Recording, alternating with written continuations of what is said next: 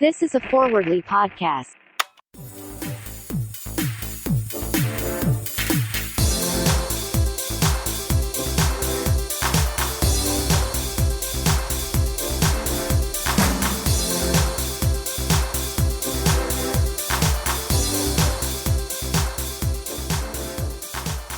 Hi, everybody.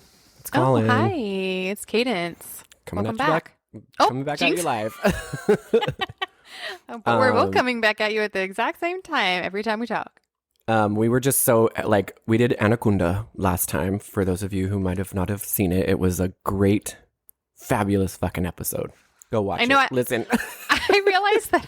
Go watch it. I mean, also watch it and listen to our episode. You'll be grateful either way. I was going to say that I noticed I kept calling it a film, and I was like, that might sound pretentious because I think film is reserved for like art house theater. Oh, but film I'm like, is like you're watching, like a film is like Titanic is a film, Atonement is a film. I was thinking like Gladiator Chocolat is a film. Oh, that's true. It's like small and artistic. Well, no, I was thinking like Les Miserables, like the new one, like that is like a film. Maybe. I'm thinking of film as like a smaller, more artistic endeavor versus like a big theater experience. That's true. Either way, I was thinking, it's a film to me. It's a class. It's a classic to me. It's a small artistic film in my heart. So film to me is like, it's like something that you like that really like is a masterpiece. The Revenants. Was that the one? The Revenant? Revenant? With that was one of Leonardo DiCaprio and the bear, right? Mm-hmm. Like that's like a film. It's like artistic and like the cinematography and the acting and like it's big budget and you just have to sit down and like really buckle in for a ride. So you never watched it? No, I never did. So what you're saying watched is it. Not one time. A movie you've never seen. Well, yes. So we watched Anaconda, which was so good for us. And so we got thinking because we did mention, I think for the second time in this podcast series, about Creature Cam. And Creature Cam was like something that Kaydence and I had like thought about and talked about and trademarked because it's like one of our, what did you say last time? It's our like litmus test. Yeah, it's one of those things. If it immediately has Creature Cam, we're like, this is going to be good. No questions asked. Yep. This is going to be good. If a movie has a Creature Cam, always good. So then we're kind of thinking like, well, what else makes a really good B movie? Like, let's talk about it. That's why we're talking about it today with you. Let's talk about it, girl. Let's talk about it, girl. What makes a B movie do? And we're not, okay, so we want to be very clear. So there's like the basics of what makes a B movie that everybody kind of knows. And we're going to review those before we start, just to get real easy with you guys. And then we're going to kind of jump into what makes like for real easy with you guys. Real easy. And then we're going to say what we both think makes like a really good B movie in our world. Speaking of real easy, we forgot to celebrate Jason Momoa's birthday last week. Oh, I know. You texted me and I was going to take the day off. In remembrance, in celebration of J-Mo, in celebration. I know, I don't want to say remembrance, definitely. Well, remembrance of his hot bod in Baywatch Hawaii, but he's got an even hotter bod now. I just want to say, J-Mo, I have a feeling you're listening, and I just want to say happy birthday, belated. We love you. You've given us a gift that keeps on giving. We are forever indebted to you. You have bonded us together for life. Thank you. Jason Momoa. That's what you're gonna say. I know. I was just like, I was thinking like, I was going to do like open mic poetry. Jason Momoa. 2001. Boy. TV. Beach. Surf. Tan skin. Hair. Sexual. Sexual. Energy. Awakening. I want to know about him. You took me.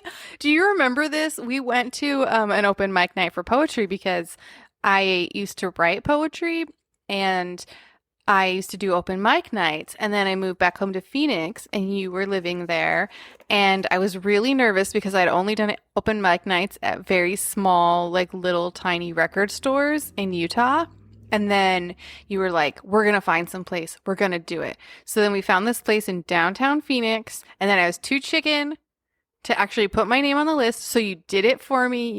You went and wrote my name on the list so they would call my name and I wouldn't have a choice. And I went up there and I read my poetry in front of a huge room of strangers just because of you. You made me That was face me? my fear. Are you sure? You did something Are you nice? sure about this? Are you sure this wasn't your husband? Because I do not remember this at all. Well, as we all know, cocaine rots your brain. Oh, wait. Was it that place like that only? Oh, I think I do know. I used to go and Yes. love get chai tea. It was like a- downtown. Yeah, it was like pretty downtown far. and it was like a little house. Yes. I know Yes. exactly what you're talking about. Yes. So you do remember. I remember vaguely, I don't remember Okay, so anything maybe not past the last week. experience, but Yeah, you're asking a The lot. You place. expect me to remember something past like a week ago. Yeah, I do. I know that place. It had really good chai tea, and I always felt like really central perky because like Phoenix, Arizona, I you guys, see. doesn't have any culture. It's the most vanilla. I love it for all of those out in Phoenix. Beautiful, beautiful city. Very lots you of lived space. there for a lots very of clean. long time. I was there for a while. Yes, Did you but just say lots of clean? no, I said lots of space and it's clean. Oh, did I thought say you lots of clean? I don't know. We can check back, but it sounded like you said lots of space, lots of clean. Lots of space, lots of clean. No, I think I meant to say lots of space and it's very clean, which I love. But it's very vanilla. There's not a lot going on. It's like you don't like people, they're like, what's Thai food? So I remember this place was kind of like quirky and had a little bit of like, it was like artistic and kind of indie and different. And I just thought it was the one place in Phoenix that I was like, this is so cool. It's the same summer that we bought season passes to that water park, and it had that wave pool with the white kind of like beachy sides. Do you remember? Oh my gosh. Yes, And I we worked would just there. we would just lay there for hours. Oh, yes. Well, there to was get 3 different tan. ones. There was like Big Surf. Then there Mhm. was 2 other ones. I can't remember their names, but I worked Yeah. at Big Surf, remember? And my skin was leather. That's also the time frame. I'm having all these memories, but that's also the time I frame know, when, this is a walk down memory lane. What happened in this year? Jeez. when you found Chauncey Weasel. Oh, Chauncey Pheromone Weasel. Oh, no. You guys, let's just say, back in the day, I was a strange kid. I was strange. Okay, we cannot quantify it a little bit. You were strange. I was very But strange. you were also And- like 19 at this point. Yes, but me and my friend were walking home in Tucson, Arizona, and we found this old trash bag with this half-dead, what I thought was a rat. And then we got up to it, and I was like, oh my gosh, it's a ferret. I love ferrets so much. And so I tried to I don't know what I was thinking. I took the ferret, and I stuck him in my closet in Phoenix, Arizona. Tried to keep him a secret from my roommates. He would bite me, claw me every day, and I tried every day to feed him little baby milk and little food. Got him back to a healthy place. Then I had to take him to the vet, and they were like, this is a Mexican weasel. It's not a ferret. And I was like, oh my God.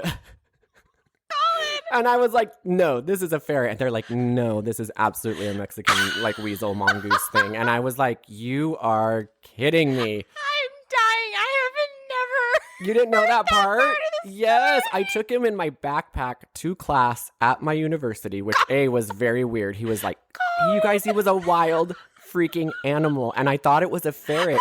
And then they showed me a picture of a ferret and then a weasel. And I was like, oh my God. You guys, a weasel, he was like 10 times the size of a ferret. He was huge. He had big feet, big head. And I was just like, no, it's a ferret. I know, whatever it is. Nope. I'm literally crying right now. Every single day I tried so hard. I thought he was going to like sit on my shoulder and like hang out with me. But no, he just bit me, clawed me nonstop. So I would open my closet door and I would throw food in there and then slam it. And it was like shaking the door, and I'd be like, oh, Chauncey. Because I named him Chauncey Pheromone. And then the reason his last name was Weasel is because I found out he was a weasel. First, his name was just Chauncey Pheromone. I can't breathe. I can't breathe right now. Oh my God. That was a wild summer. Most people go to Cancun for spring break and adopt a weasel. Mexican weasel. Oh my God, I can't breathe. I don't know. Yeah, I think he said, I can't remember. He definitely was like, it's a weasel. And I think he said they were like common in Mexico. Like they were very common. I don't know where somehow, but it was I bizarre. have spent 20 years thinking you nursed someone's ferret back to health because they abandoned it in a dumpster, but you just took a Nope. weasel. I just took a half-dead weasel home.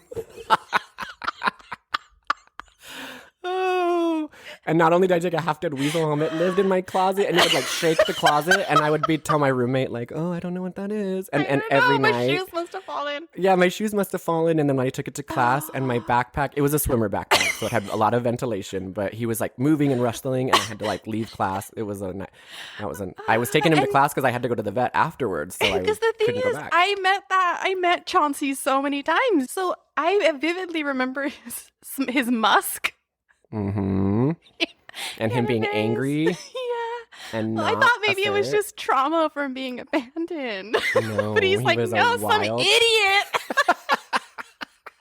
I was living my best life foraging in dumpsters, and some idiot locked me in a closet. I know, he probably wasn't half dead. He probably like just got so drunk on his best life that he like passed out, and I thought he was half dead. I thought I was doing this great thing, and all I wanted was a ferret. And he really bit me. Never one time let me hold him. God. He would hide. I'm surprised bad. you didn't get rabies. I know. It was bad. He even ran away one time, and I even made a freaking poster. And he just wanted to get back the wild. Can I please find my weasel? He's Yes. like, I'm just trying to get back home. No, at that point I thought he was my ferret still. So I was Right. can everyone bring my ferret to me? And That's hilarious that you made a poster for it. And but he actually wasn't wild. gone. He was just hiding. He Oh, wasn't- so he at actually that didn't run away. point. So no one actually called or anything. No one cares about a freaking weasel. So then I was like, Chauncey, we're back together. Anyway, yes, wild summer. Lots going on that summer. I'm dying. I did not know that. I'm dying. That's the funniest thing I've ever heard in my life, and I can't. don't know how I didn't hear it. Remember when I had the 2 ducks? No. Oh, that'll be another time, you guys. Okay. And then I made our backyard swimming pool a fish tank. Oh, anyway. All right. Dennis the Menace. Dennis the Menace. I don't know what I was thinking. And I was sober, you guys. I was not. That's true. Trust me, I was not doing it. I wasn't drinking or smoking pot. Well, sometimes, but I was pretty much sober. And I just, my brain's on a different level. It really is. All right. So let's talk about what makes like a basic bee. All right, let's do like the top tier like umbrella. We all know that budget is a big part of what makes a B movie. Yeah, it's not always defined by budget, as Anaconda just proved to us. Oh, Battlefield Earth? Battlefield. Oh, I shouldn't even be using Anaconda. Is a masterpiece compared to Battlefield Earth, and that had a shit ton of money behind it. You're right, totally. Can't always guarantee it, but budget is usually a factor. Yes, it's usually a lower budget, which leads us to our next thing that makes a B movie is like the CGI or the special effects that they use because of probably their budget. It's like maybe the guy down the road made like a car bomb type thing. Like it's real bad. Birdemic is one of the best CGI movies I've ever seen. Right. Where the birds actually didn't move. They were like, what do you call it? Stationary? Like they were stationary and only the baby little tips of their wings moved. And it looked like clip art. It looked like he put clip art over the scene. Right. That was really good CGI. Yeah, and it's like it can extend, and maybe this is its own category, but I think it's kind of encompassing all of it. Usually there are questionable choices when it comes to wardrobe, hair, and makeup in general. Yeah. Something doesn't feel quite right about it. Like, what time period is this? It's all bad. There's like a lack of attention to detail, maybe, is the best way to put that. You could say that. Another one is usually there's really not very well thought out plots at all. So you'll either have too many plots going on at once that one doesn't make sense with the other or tie in and there's no follow-up, or the main plot has several plot holes in it. It's just, again, not a very well thought out plot. That does not mean it's not entertaining. It just means that it's just, there's a lot of plot holes in it. And then I think one of the biggest ones is definitely, for Kaydence and I, self-awareness. The best B movies are the ones that really think they're being kind of transformative, or they're making like some kind of impact on like our psyche. Cinema.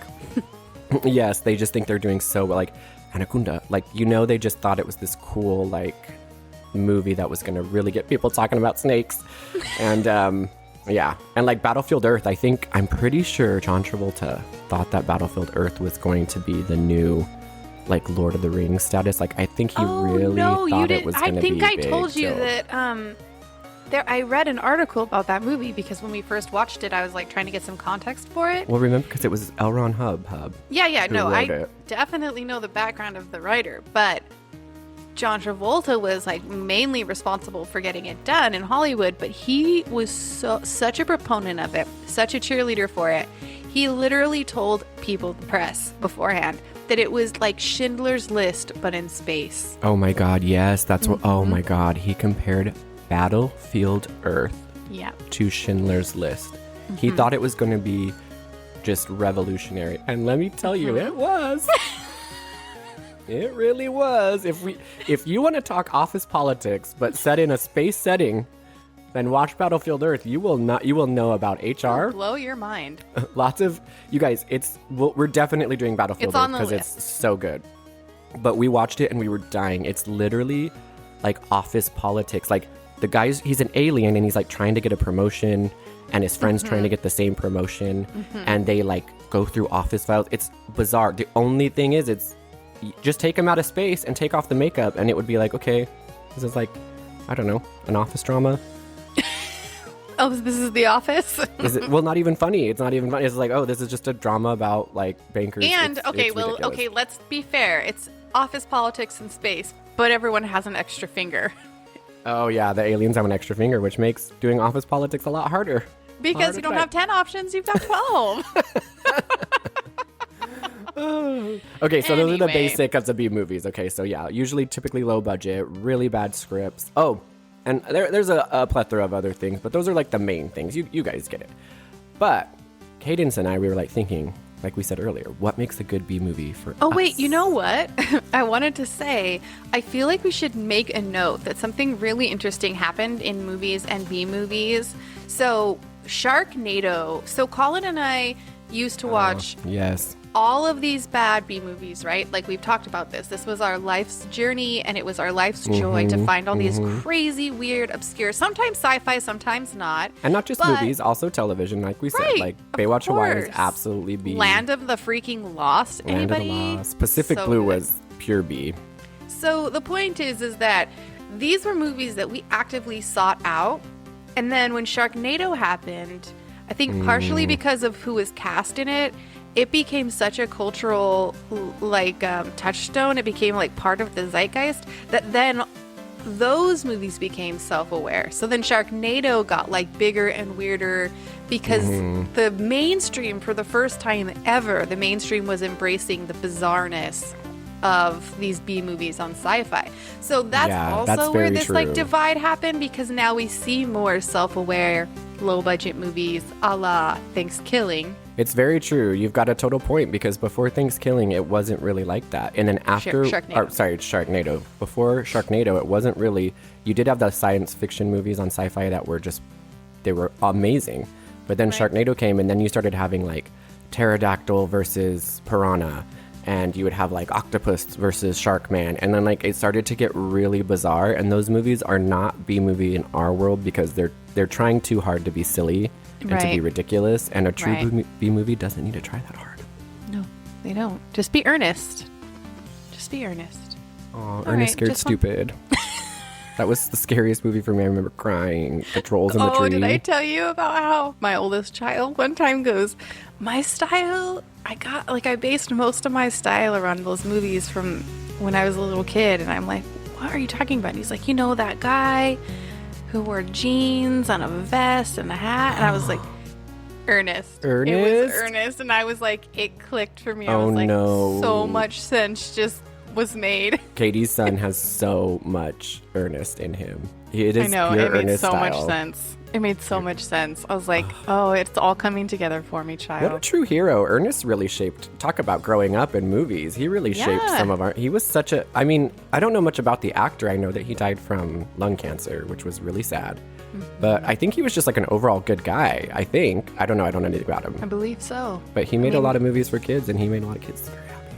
Except for you, because you were scared shitless, I was scared shitless. Those trolls, Ernest Scared Stupid was so scary, the trolls in the tree.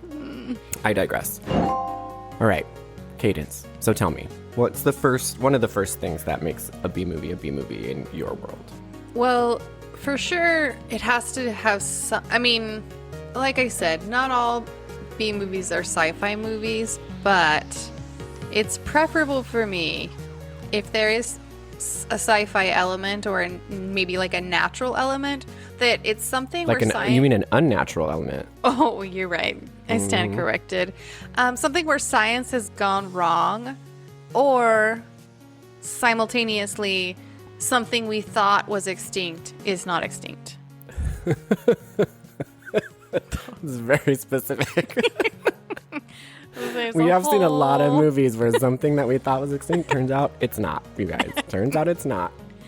And some things that we didn't know were extinct, like Snow Beast. Exactly. So you know why I live my life like, if someone's like, that's extinct, I'm like, that, don't count on it. Don't count on it. I also agree with you. That was on my list as well. Like, there has to be some kind of, always there's some kind of like thing that could never happen in real life. Some kind of bizarre, like unnatural sci-fi or like space element that also doesn't make any logical sense at all. I feel like maybe you are implying that ice spiders are not realistic, and I feel personally offended by that, but True. Okay. Are sand sharks? Like, what is the function of a sand shark? Like, how does a shark swim through condensed sand on a beach? I don't And how are they get getting it. their oxygen with their gills? Yeah, there's a lot of questions that are not answered. Mucking up the system. All right. How do they not get sand through their teeth, their mouth, their eyes? Is there a permeable layer over their eyes? We don't know. I don't know. They haven't told us. So that's what you've expounded on that. Like it's just something that makes no sense and serves no purpose. At least if it's science gone wrong. Usually in that scenario, it's like scientists are trying to do something to better mankind, a la Deep Blue Sea, where they're trying to get rid of Alzheimer's disease with shark brain juice.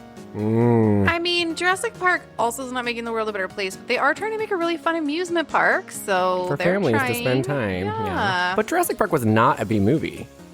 That's what I'm saying, though. Like, when I talk about science gone wrong, or like scientists who are trying to do something and it came back to bite them in the ass, like, I get it. Literally. I can't think of any. I mean, I could think of a whole plethora. Like, there's one called Hammerhead, and it's about a guy who turns himself into half of a hammerhead shark.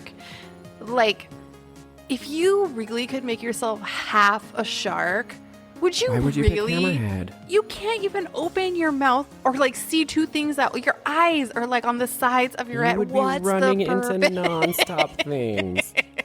And your little baby beaker mouth. Like the tiniest mouth. You couldn't even bite anyone or hurt anybody. That's the died. worst shark to make yourself. I know. I'm like, bud, if you're really going to invest this much time and energy into becoming a shark, like Hammerhead, really? Really? At the very least, tiger. At the very least. Well, we all know great white. Yeah, well, we also know megalodons, which... Well, but... Okay, Kaydence and I... This movie, you actually cannot stream it. We have tried so many times. There's nowhere to find... You can't even find it, like, illegally online. But this also was one of the first movies that started our journey into the B world. It was called Megalodon, and I think it was made in 2000 or 2002. It was early on, yeah. It was really early on. And like we said, we thought it was extinct. It's not. Scientists trying to do something good at the bottom of the ocean. Megalodon not having it. But that was the cream of the crop when it comes to B movies. Oh, it was so good. I mean, when we're talking special effects, like to give an example, in Megalodon, they're standing on this outcropping in the ocean, right? They've made this I think it was like sea an laboratory iceberg or something, wasn't it? Like no, they've made a laboratory in the ocean, kind of like Deep Blue Sea. Yeah. So they're standing outside. There is a hurricane happening outside. Hurricane. Not one hair is moving, not one person is wet, not one sound of wind. All you see is this really bad, like, digital rain kind of in the foreground. Yeah. Like and you're like, yeah. You're like, okay, well, and they're like, oh, the whole lab's going to go under. And it's like, well, it doesn't seem like anything's happening, right? They're like, oh my God, this is crazy weather. And her hair was perfect. Not even one bang. It wasn't perfect because, it's a B movie styling, but like not one bit of hair was moving. Like they didn't even try. Like someone get a fucking blow dryer and just blow her, okay? Like just do something. Pretend, someone just off pretend, screen. Right? But you're right. So anyway. I have one that says, there's always in a B movie some character that is like wildly trying too hard or acting like way just abnormal, and they are Like at an usually 11? What? Yeah, they're Like usually at an 11? Mm-hmm. And sometimes they're like the comic relief character, or sometimes they're just a bizarre character that's trying to act too much. And it's a guarantee. Like trying to in any steal the movie. show. Mm-hmm. Trying to steal the show. There's always one. Sometimes it's not a big character. Sometimes it can be a really small character. Yeah. Sometimes it is. But there's always that one person that's acting completely bizarre, and you kind of find yourself wondering, like, how did this person get into this group of friends, this laboratory, this group of coworkers? Like, how did this person live his life or her life in a way to enter this scenario? Because they are batshit crazy. It also makes me think of Thanksgiving, that really goofy dude that they brought with them for Thanksgiving break. The weirdo one. Yes. Because exactly, it was like he wasn't cool or popular. He wasn't part of their group. They just picked him up on campus randomly, and he was such a perv. Prime example. I'm going to have sex. I'm going to touch boobs. And it was like, who are you? No one knew who he was. Yes, it's like, what? How? I want to know the backstory of these crazy characters. Yeah. It's so cuckoo. It's bizarre. But yeah, I think that always happens. You're always going to find one of those people. There's also always... a good example. John Voight in Anaconda. Yeah. That's exactly what I was talking about. Wildly bizarre character that makes no sense. I thought he made perfect sense, but maybe that's just me, because I know what I know. I think there's also always an awkward sex scene or something they think is going to be very sexy but isn't, or / it involves water of some kind. Like, you know what I'm talking about? Okay. There's a waterfall involved. There's rain involved. There's a woman who's wet through and through involved. You know what I'm talking about? I mean, Jennifer Lopez, we're quoting Anaconda a ton because we just watched it, but think of how much she's wet in that movie. Just think about every movie. Brooke Hogan in Two-Headed Shark. Oh, Brooke, you were so good. I actually There's was thinking... a three-way sex scene in that, and it's just absolutely horrible. You're absolutely right, because I watched a really bad B movie. I can't remember what it was called, but it was about... Well, there's still a lot of questions I was asking, because I think it was about a mutant creature inside of the skin of a cat, but I couldn't find out if the cat was mutant or if a creature was living in the skin of a cat. Anyway, he goes on a boat and he kills it. The cat kills everybody on the boat, but he walks in on two people having sex. And again, you don't know if it's a cat or a creature in a cat, and it just claws the guy's face and then they die. But the sex scene was so awkward. It was the worst. Oh, and we're totally forgetting Birdemic, which is like when you have sex in your bathing suit. Oh, yeah. Next to an Imagine Peace sign glued to your wall. In the grossest hotel room you can find. There was no sex in Anaconda. I just realized that. No, there was. There was almost sex with Owen Wilson. Owen Wilson and producer girl. That's right. Before the wild boar almost Which got was him. awkward because they were going to do it in the jungle. So dumb. Okay, this is not, again, all of these are like not always necessary, just my favorite things. So one of them is it has to be or is often set on an island. Oh, lots of times. Lots of island. Because it always is something that's going on that's sneaky. Yeah, it has to be contained in a contained space. Always. So it's like you only have so many places you can go when you're on an island, or deep blue sea, Megalodon, you're on a rig you built specifically in the ocean. You're stuck somewhere. Yeah. You were stuck on a boat in Anaconda. You can't go anywhere. Actually, that does... I'm going to go off of your last point. I have another one, but I'm going to go off your last point of like the sci-fi element. There's usually always some kind of like experiment. Medical facility, like you said, that really ties into the island. You always have a medical facility that's doing something weird in some weird spot that usually goes wrong. Some head scientist who's getting real big for his britches. Yep, he is. Okay, mine is clearly one we talked about before, but creature cam. There's always a creature cam. And a good B movie has a good creature cam, and like Kaydence said in Anaconda, if it's like distorted or like a fisheye lens or there's weird music when you see creature cam, that is like 1,000 times better. You know it's going to be that much better of a movie. I'm going to one-up you the distorted lens with you have bonus points if there is an appendage attached to it. What do you mean? What do you mean? Like in Sabretooth, where there's like that paw that's glued to the bottom of the camera. Oh my God. Or like in the Every Baywatch time. when the bear gets her and the claw's just like, yes, and so on a there's stick. just like a taxidermied hand on the bottom of the camera, so it looks for your creature cam, so it's POV of the creature, and just in you case see you their don't, paw. in case you don't realize it's the creature cam, they have to like enforce it with the fake paw or the fake, yes. Or if there's noises too, like in Anaconda when it's like making that weird growling noise, like and that if hissing. if there's some kind of noise that's going on with the creature cam as it's going around. I also think there's like a theme of the first creature you see isn't the actual creature or monster. It's actually the baby of the monster. But there's also an offshoot of this thematically, which is the first creature you see is kind of cute, or you think it's non-threatening, and then, just kidding, you're being a condescending asshole because of course you can't control nature. No way. No way. Of course you're gonna get killed. And that's, now that we're saying this, there's so many things that I'm thinking about. It's coming. I know. Because It's like one a of the other ones is a file cabinet of movies in my brain. Cabinet of it's always nature related. Most B movies that you can think of are like nature, weather, science, like it's something like that. It's always Mother Earth coming back or extinct animals or something like that. Almost or always. Scientists who are messing with nature that think they know better than Mother Earth. And they don't. And then Mother Earth comes back and attacks them. Okay, I have one. It's that there's always like some kind of, there's always a very good like polarizing, like someone is always very good, always like the hero, right. Very much so the hero, very much someone who can do anything and has this like they can do no bad. And then there's always like a very, very clearly bad person who has no redeeming qualities. It's like there's no in between, there's no gray areas. There's no, I was just gonna say no shades of gray. No shades of gray. They're It's like the characters. caricatures. Mm-hmm. Exactly. I have one, a good one. Okay. Like, there's no creativity. There's like the creative team is probably not there mostly. So like there's no, it's always like a copy of another movie, or like the monster is always some weird knockoff of another monster.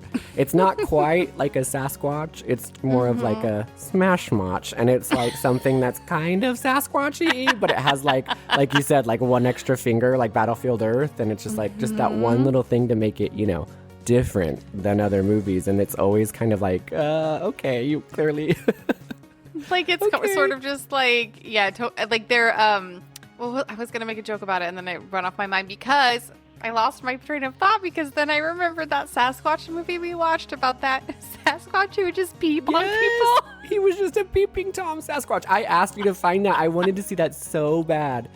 It was the best. That was one of the first major B movies I saw where this Sasquatch just came and you guys all he did was watch women in water, changing, having And it's like, sexualized in water. We have enough pervy guys. Like, we don't need to make an imaginary creature be pervy to be scary. Thanks, we got that covered. Yeah, he didn't really do anything but perv people out. But yeah, exactly. It's like that.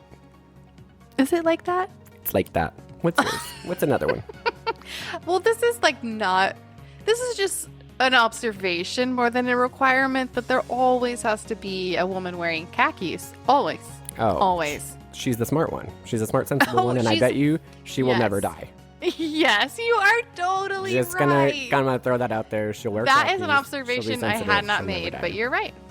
That's like the proof that she is the sensible one. I hadn't even thought about that. Because B movies like to follow tropes real bad. Real bad. Like, you think... They like, be there's following tropes. Uh-huh. They be following tropes. They be following tropes real bad. So there's always like the slutty girl who's immediately slutty and immediately get killed. I know. They follow those Can very we leave that one quickly. behind? Like, a sexually liberated woman does not deserve death. Always, Can we all always agree? first, Oh, and also, well, we could go on forever. I just keep thinking about it.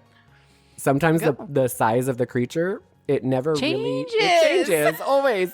It's a good B movie if the creature is always like drastically changing sizes. Like, we watched a movie one time where these snakes that were like not really snakes, they were like eels that had sharp teeth, and they were very sassy with the way they moved. I mean, they just sashayed down those They were damn Karen sewers. eels, They were for carrying sure. eels. But like, they were small enough to go through like shower drains, and then the next day they were like big enough to go through like they would like break down your front door, and like the size variables were wildly different every time. As soon as you said it, I was like, yes, the perspective is always changing. Always different. Always. It like one thing is huge. Even when it was Baywatch Glacier Bay, when the bear is chasing her and they're using a live bear, you guys, it's like the size of a small dog. It's like a baby black bear. It's clearly a baby black bear. But then they use these other clips where it's like a grizzly bear that's 5 times bigger, and then off of the creature cam paw that they had on the end, it's like giant. It's the, what do you call that? The proportions, I guess, or the like the perspective. Perspective is always wildly off on those creatures. Anything in the movie, it's always wildly off. Yeah, there's like a lack of consistency for sure. Oh yeah, consistency. There's no could be movie, no consistency. Oh, in reference to perspective, we see Megalodon. Okay, so everybody's seen a Megalodon like in a science book or whatever. We all love sharks, right? And Megalodon, they're enormous. And they take time to tell you and show you in the movie how big a Megalodon is compared to other creatures, right? And they show you its mouth and its jaw and its prehistoric skeleton. And then they find a Megalodon tooth on the beach.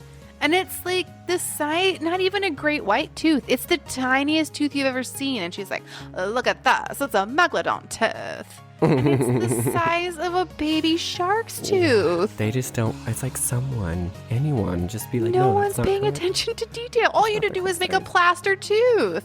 Like a make-believe plaster tooth. Seriously, guys. Just get a snow cone. Just get a snow cone, little cone thing, and turn it upside down. Use that as a tooth. Look at this tooth. Look at this tooth. It looks really papery, but it's a tooth.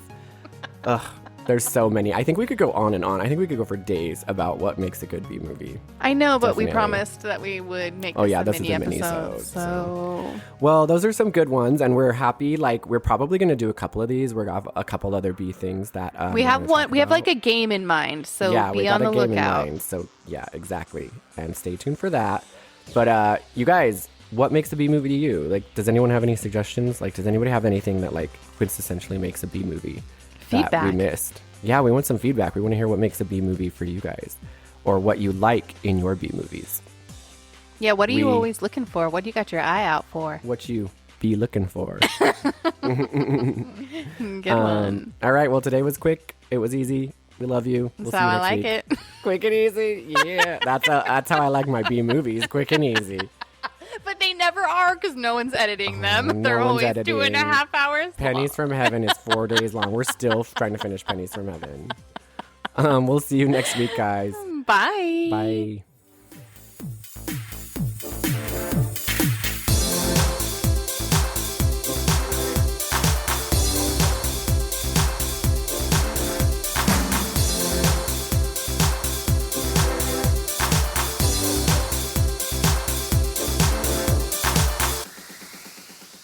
Welcome to another episode of Bruh, It's a Podcast. Every week we convince you why you shouldn't hate millennials. Best TV series of all time is Breaking Bad. Game of Thrones. Anything that's not the two of those. The best series of all time is 24. Wake up. My love language is gifts because I love when women pamper me. He also broke. Love languages are stupid. I don't have language. Speak to my penis. I don't know who Sade is. You should be shot in your face. I still don't know who Sade is. The finest female singer of all time has to be Jennifer Lopez. Whoa! Yeah, if you take singer out of it. Check us out Thursday. Find us on Instagram at Bruh, It's a Podcast.